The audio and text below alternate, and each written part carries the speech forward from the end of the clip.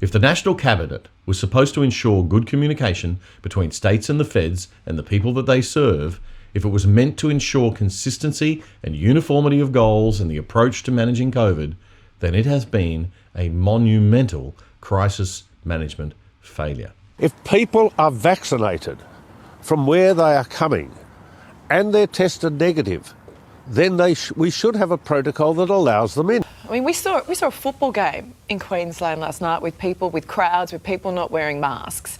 That's okay, that's fine, yet we can't find a way, this long into this pandemic, to let loved ones see a dying relative, or in Anthony's case, not get there in time. It's heinous. It's so awful and it's heartless.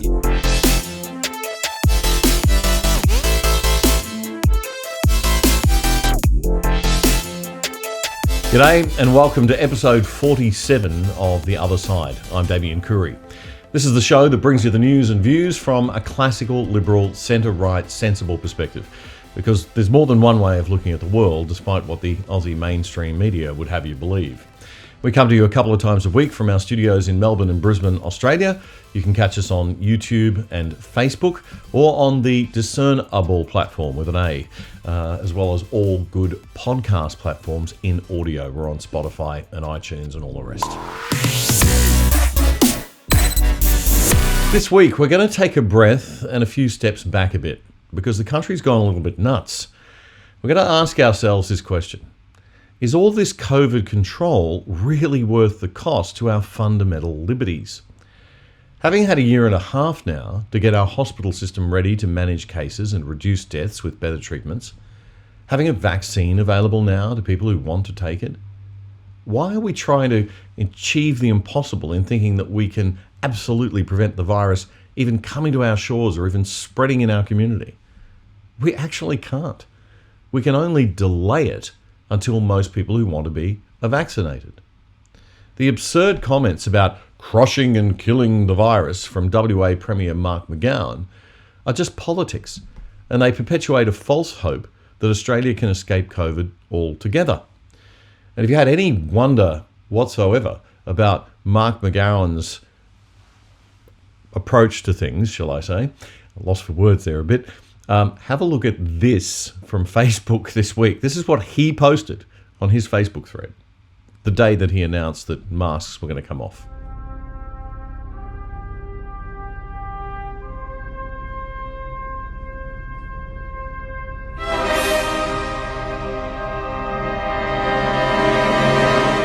Okay, yeah, that was Mark McGowan, the Labor Premier of the state of Western Australia, announcing that the people of WA no longer have to wear masks in his rather unusual way on Facebook this week. And if you have a look at the comments, you'll see that vast majority of people commenting on there loved it. They thought it was hilarious. They think he's so cool. And that really troubles me. I just felt it was creepy. Now, it's not just the Labor premiers, of course. If you're a Liberal Party voter at the moment, this is not a very happy time for your party standing up for the fundamental ideals for which it's supposed to stand, with our Liberal Prime Minister and the Liberal Premier of New South Wales acting like authoritarian nanny state leaders rather than defenders of any kind of liberty. We live on a planet with billions of other people, and viruses don't do national borders or politics. They just move around. Australia simply can't stay closed forever. We've got to open up, and soon. And that's not an opinion, that's just an actual fact. But nobody is questioning this anymore in our mainstream news. All they do is assume that the states are all managing the crisis in a sane manner and report on the details of that management, reciting back to us whatever the pollies tell them to say, but never questioning the basic premise on which this whole theatre, this whole charade, all rests, which is a false premise. We cannot avoid and eliminate and crush and kill COVID. We've got to manage it.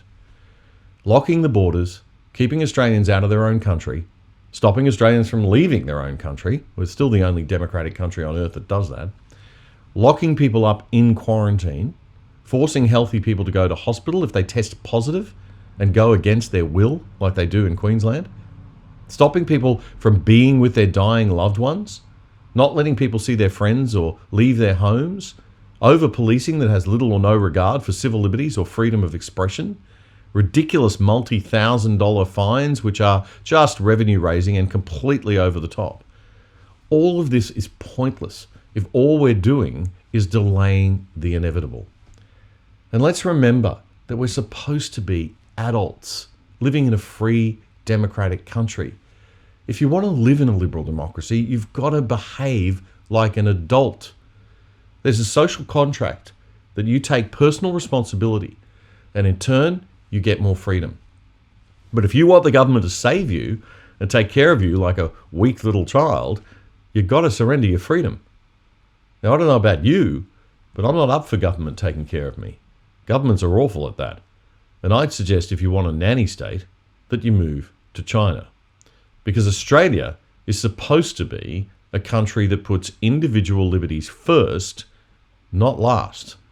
And I, for one, am not happy with my country being taken over by two political parties with the same agenda. That is, protecting their own political backsides and bloating the bureaucracy, the public service, and its power. And I'm even less comfortable, actually, with 2/3 of my fellow Australians being comfortable with all of that.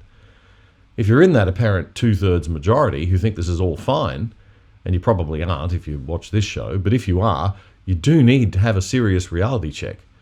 Because the biggest risk we face now to our health and safety isn't COVID.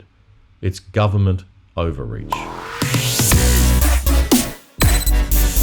In the latest episode of Professor David Flint's podcast, Take Back Your Country, on the Good Source platform, he makes it clear that the current lockdown in New South Wales has a lot less to do with protecting us than protecting the politicians. Lockdowns are not appropriate in a democracy and achieve little. In fact, this is the first such epidemic where we've had massive lockdowns of the sort we've applied in Australia. They are completely unnecessary. The latest lockdown, at the time of talking, began in New South Wales. It had more to do with protecting the incompetence of the government than looking after us. And what we have with the virus in Australia is that one person died during this year to date, and one person is seriously ill. But if you look at the flu epidemics in the past, and they were frequent, if you look at the flu epidemics, we find that, for example, in 2017, which was a bad flu year, 1,100 people died. We had 1,100 deaths, and we weren't told all the time where people were catching the flu. We weren't even told to observe reasonable rules, reasonable standards of hygiene and so on. It was just completely ignored, and yet the government allowed 1,100 people to die. In fact, if you add influenza and pneumonia together, which is how the Federal Department of Health measures things, these are the number of deaths each year for the 6 years from 2014 to 2019. Now, there's no data yet for 2020, but as you can see, it averages around 3,000 a year, except the bad flu years of 2017 and 2019, where it's around 4,000. So to put this into some perspective, India has had 409,000 COVID deaths out of a population of 1.4 billion people. They were the first to get the Delta strain, and they had no vaccination then. If we had that rate of death in Australia, we'd have 7,500 deaths. But if we had the same, India has a much bigger population. If we had the same rate of death as India, we'd have a serious problem of overspending on healthcare. There's no way we in Australia would have the same rate of death as India, so we're not going to get anywhere near 7,500, even if we let it rip. With our spacious nation, our advanced healthcare, our wealth, and yes, the vaccine. So why are we pretending that we should be closed? Why are we pretending that we could just stay closed forever and never have COVID? Oh yeah, I forgot. It's politics. Professor Flint, back to you. All along, we're being told by the government, by the politicians and the media, that Australia is in an extraordinary position, which we are. We have fewer deaths than most other countries, except for where governments have been incompetent, as the Victorian government was, in the aged care homes, as the New South Wales government was in relation to the cruise liner Ruby Princess. Apart from that, we've got off reasonably well.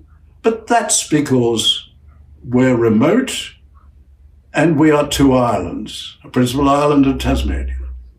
All along, we're being told by the government, by the politicians and the media, that Australia is in an extraordinary position, which we are.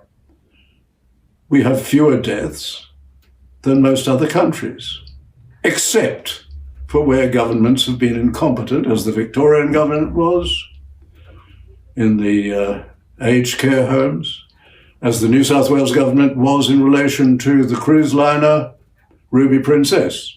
Apart from that, we've got off reasonably well.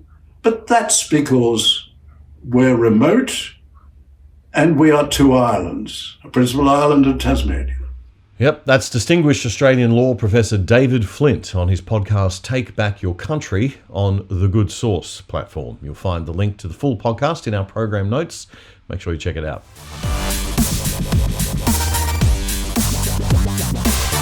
Former Victorian Premier and now de facto opposition leader Jeff Kennett told the ABC this week that Australia cannot continue down the path of thinking that we can keep our international border closed until everyone is vaccinated. Mr. Kennett says Melbourne is going to lose its reputation as the sporting capital of Australia and a leading global sports city. The Formula One Grand Prix was cancelled this week, and the Australian Open tennis for 2022 is looking very shaky. The former Liberal Premier says the country can't stay closed forever, and we need a national protocol to let Aussies come and go as they wish and let foreigners come and go for major sports, business and other important things.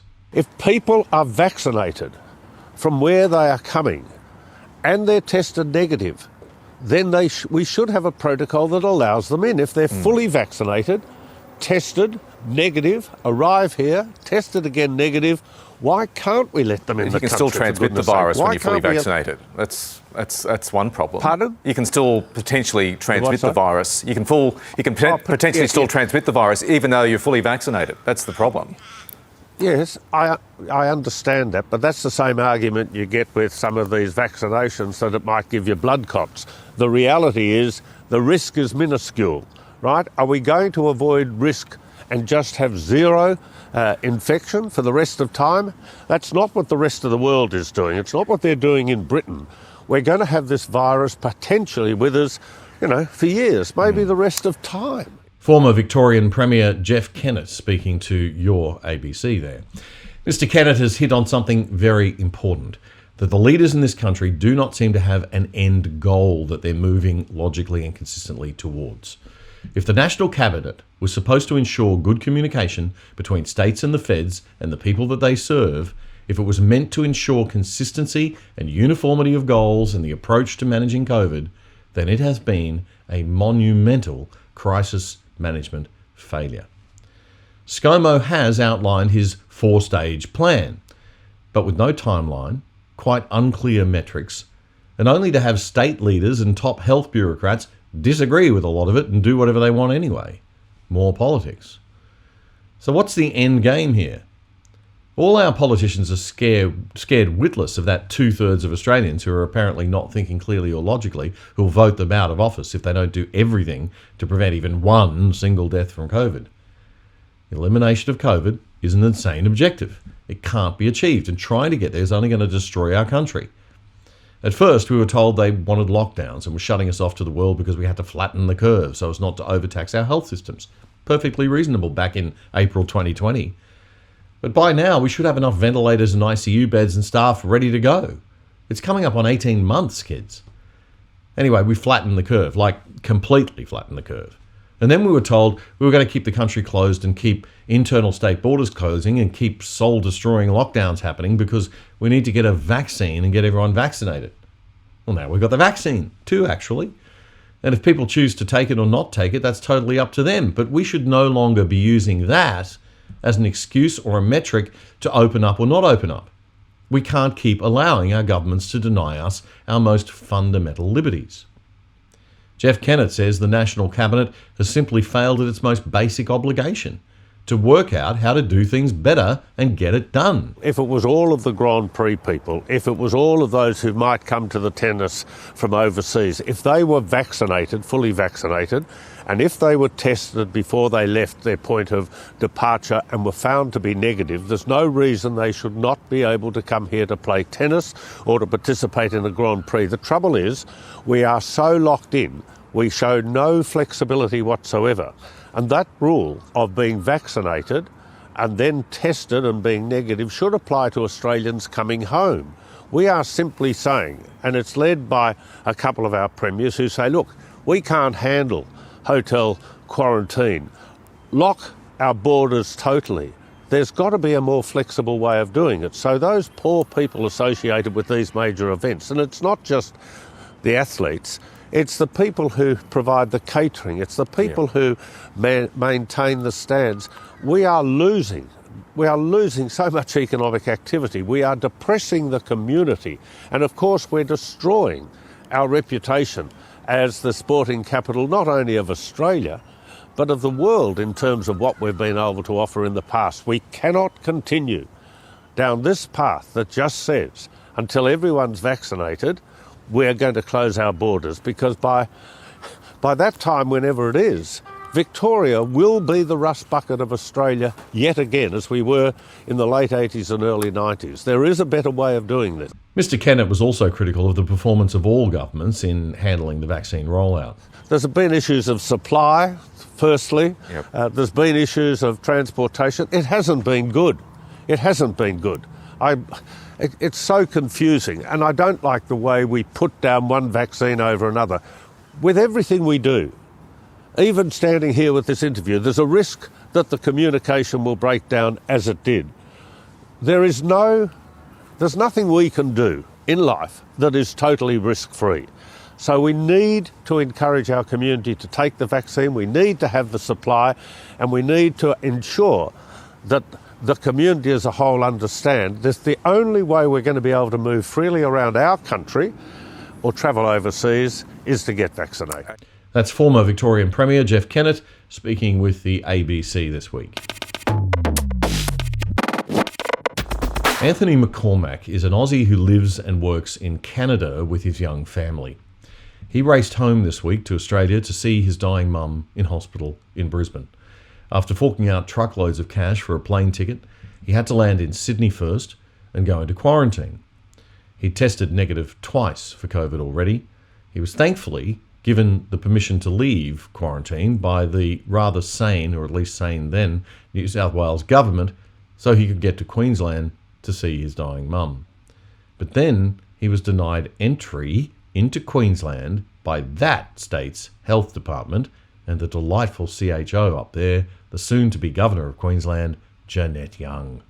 This from Channel 9's Today Show last Thursday. This is Anthony McCormack, a Cairns man who's been living in Canada, racing home to his mum in a Brisbane hospital after she was diagnosed with cancer. So I went to school with Anthony at St Augustine's in Cairns. He's right now in New South Wales quarantine, has been granted an exemption to leave. However, Queensland Health are denying his entry to the state. Anthony joins us now from hotel quarantine.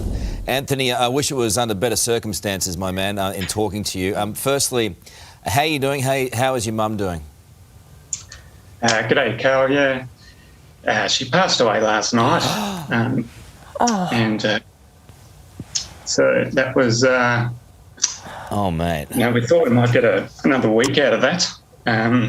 So it's sort of the end of the road there. Oh, mate. So she was basically put on blood transfusions for as long as she could stand it until I could get there. You know, she was very upset that I couldn't get in there to see her, and that was really what she was hanging on for. And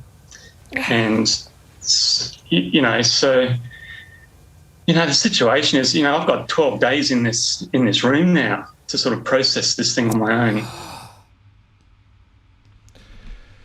Okay, now, I don't like to swear, nor do I like to call people vile names, So I'm just going to keep my mouth shut about Premier Palaszczuk and her little governor in waiting. Oh, mate, that is just... I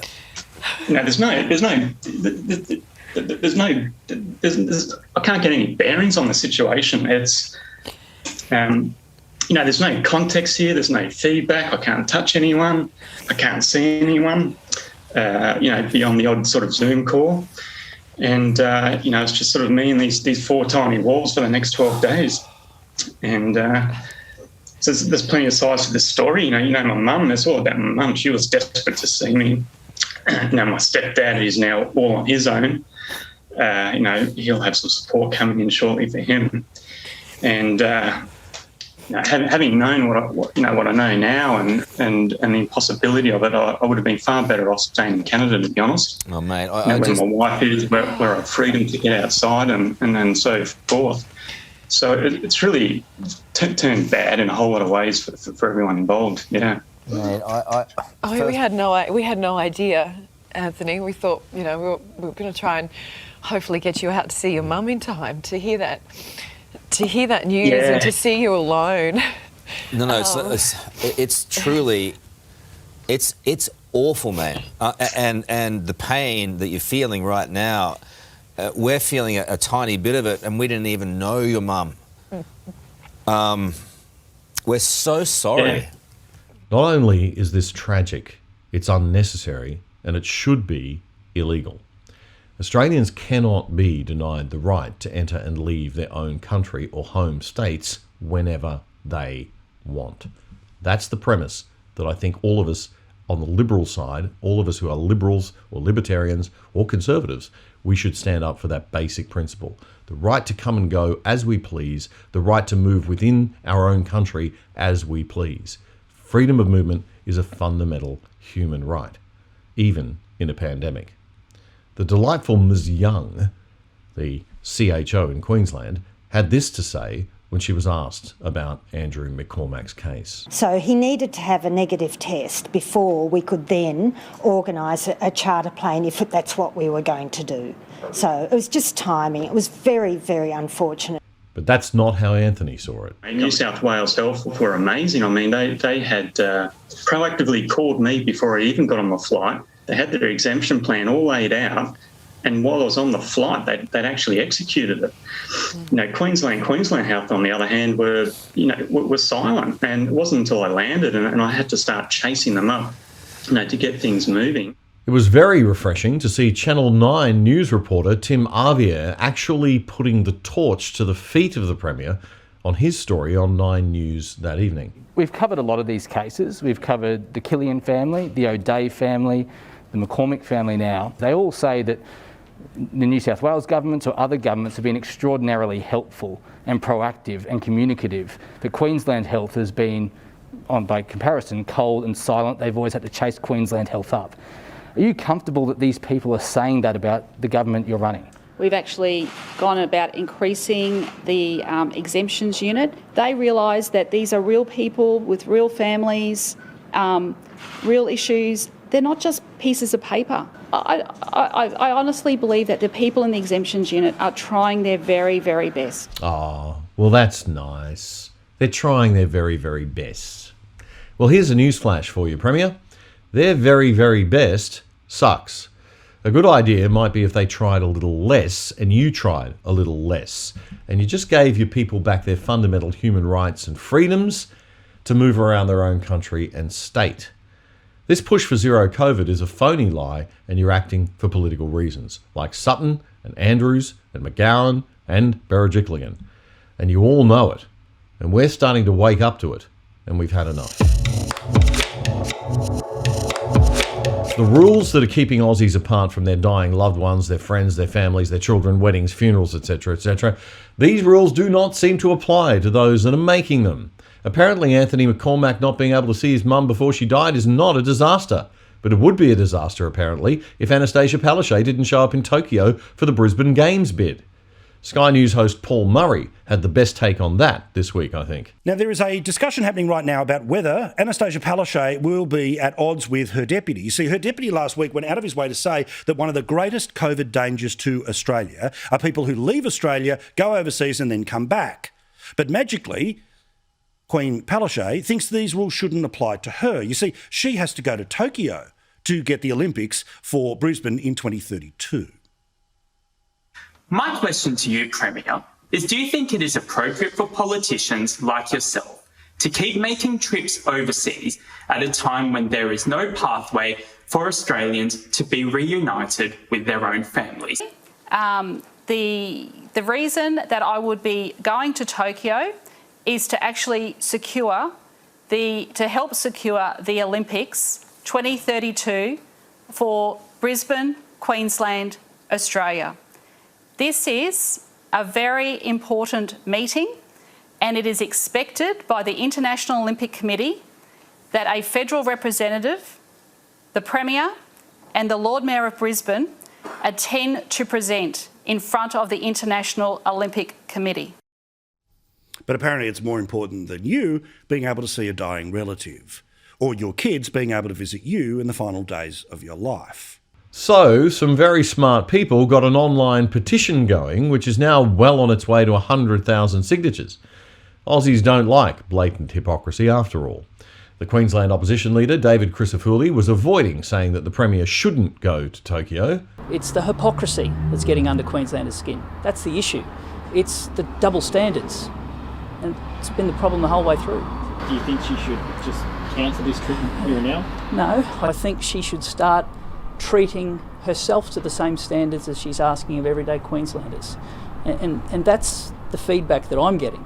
People are saying it's the hypocrisy that's really sticking in their craw. It's the mixed messaging. It's the one rule for them and a different rule for the Premier. And that's what really is the issue here. And that's why you've seen a whole heap of Queenslanders stand up and be very frustrated. Well, the Olympics are important. They're very important. And we're the last bidder, so it's ours to lose. And we don't want to see the Olympics lost. We want to do all we can to show that all three levels of government are serious about the Olympic Games. We're serious about the Olympic Games. But the issue isn't about the health advice, it's not about the travel. The issue is that there are double standards and there is hypocrisy. And people will call that out every day. So should the Premier go or should she not go? No, it's not about the Premier's travel. It's about what she's asking others to do. That's the issue. Okay.